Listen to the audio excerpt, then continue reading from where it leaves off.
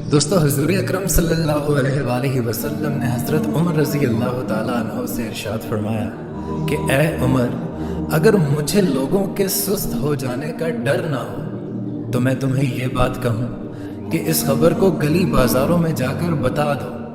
और 4 अशख़ास के जन्नत में जाने की गवाही दे दो।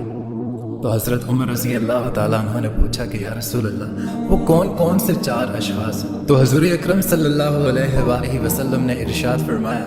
कि एक वो औरत जिसने अपनी तमाम मोहब्बतें अपने शौहर पर निछावर कर दी और इस हाल में मरी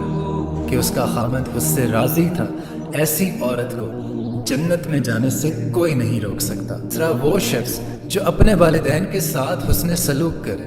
उसके वालिदैन उस पर खुश हों और उससे राज़ी हों, उसको भी जन्नत में जाने से कोई नहीं रोक सकता।